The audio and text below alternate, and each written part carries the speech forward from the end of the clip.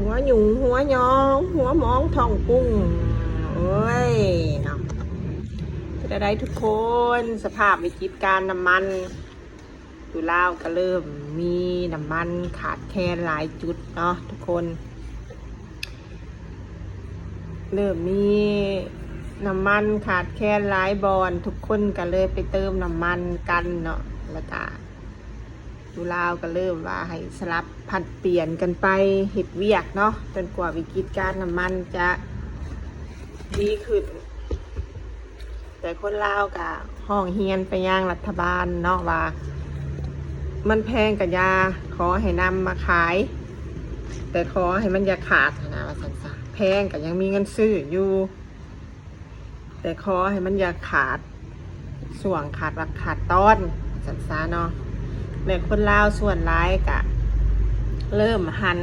ไปใช้รถไฟฟ้ากันหลายขึ้นเนาะเพราะว่าอยู่ลาวนี่แต่ได้มาแล้วแต่น้ำมันยังพอได้ขาดแคลนกะรัฐบาลลาวเพิ่นกะสนับสนุนให้คนลาวหันใช้รถไฟฟ้าให้ร้ายขึ้นเพื่อลดพรการนำเข้าของน้ำมันเพราะว่าเขาเนาะฮู้ดีอยู่แล้วเนาะแต่ละประเทศฮู้ดีอยู่แล้วว่าพลังงานหรือว่าน้ำมันจะเริ่มลดหน่อยถอยลงแล้วมันจะหมดในอนาคตข้างหน้าเนาะอาจจะบ่มีน้ำมันมาใส่รถจึงได้พากันผลิตรถไฟฟ้าออกมาเพื่อเอามาใช้ทดแทนพลังงานก็คือน้ำมันที่จะหมดไปในหลายปีข้างหน้าเนาะกับโอ้โหมันสิหมดปีใดฮะแหละอันนี้คือสิบริยูเบิ่งแหละ หรือสิเกิดใหม่เป็นเบบี้กับว่าจักแหละเนาะและที่ลาวเนี่ยก็มีการลดหย่อนภาษีนำเข้ารถไฟฟ้าบางชนิดเป็นรถจักรเป็นรถจักรน้อยๆรถจักรใหญ่รถยังรถ3 ล้อเป็นนี่นะก็ลดผ่อนภาษีนำเข้าแต่กันยังจะเก็บภาษีรายได้คือที่ว่าห้านค้าเขาขายออกไปเนาะก็จะมีภาษีก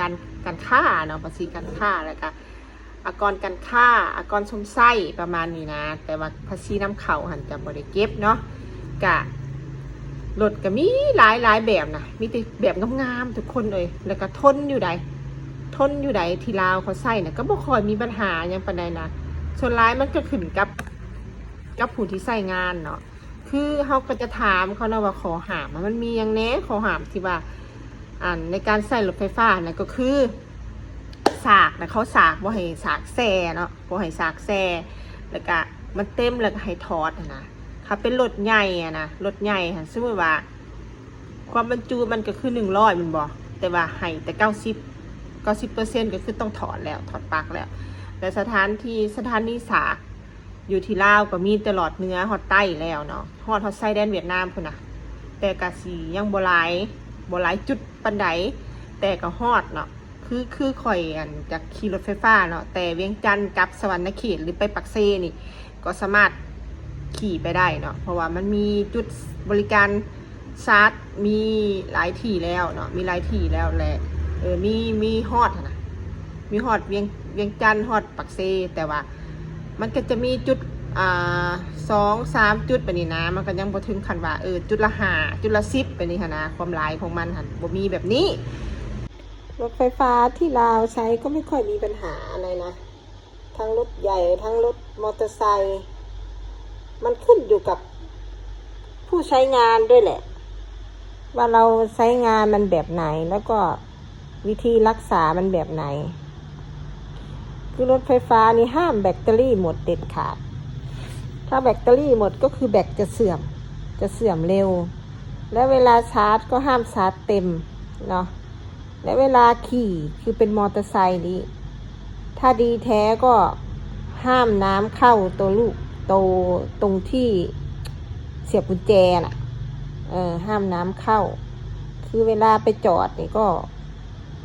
ว่าง่ายๆก็คือไม่ควรจอดตากฝนตากแดดแรงๆเนาะถ้าดีแท้ก็คือต้องให้จอดในร่มนะต้องให้จอดในร่มเพื่อนเราก็ขี่มา3 ปีแล้วนะขี่มอเตอร์ไซค์ไฟฟ้านะก็ยังไม่ทันได้เปลี่ยนก้อนแบตเลยสักครั้งนะก็รอดูกันไปว่ามันจะใช้ได้กี่ปีแล้วก็มีรูปรถไฟฟ้าที่ขายที่ลาวนะ แล้วก็รถพวกรถ4 ล้อพวกรถหลายๆยี่ห้อไม่ใช่หลายๆยี่ห้อไม่ว่าจะเป็นไอค่าหรือว่า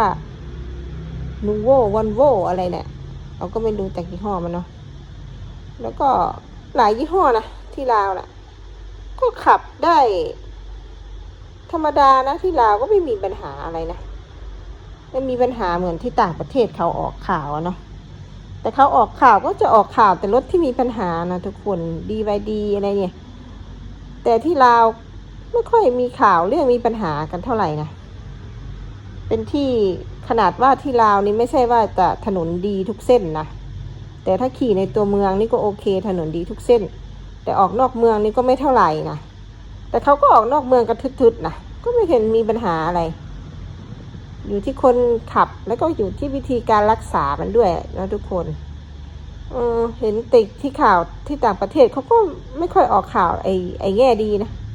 ออกข่าวแต่แง่ลบเนาะทุกคนเอาก็มาดูรูปรถที่มีขายในลาวตอนนี้ขายดีกว่าขายน้ำมันอีกขายรถไฟฟ้าเดี๋ยวนี้น่ะยังน้อยนะบ้านหนึ่งหลังคาหนึ่งต้องมีคันหนึ่งแหละเผื่อฉุกเฉินสมมุติว่าไม่มีน้ำมันอย่างน้อยแล้วก็ขี่มอเตอร์ไซค์เอาไม่ขี่รถใหญ่ขี่มอเตอร์ไซค์เอาไม่ขี่รถใหญ่ก็ซาร์ททีนึงก็200-300 บาทเองนะ200-300 บาทก็ขี่ได้เป็นอาทิตย์2 อาทิตย์เดะเนาะครุ่นเดย์ไหนไปได้ไกลๆก็ขี่ได้โอ้โหหลายอาทิตย์นะทุกคนคือมันก็ไม่ได้แพงนะยังไงค่าไฟฟ้าเราก็เสียอยู่แล้วถูกแพงก็ว่ากันไปเนาะขอให้มีได้ใช้ก็แล้วกันเนาะทุกคนโอเคบาย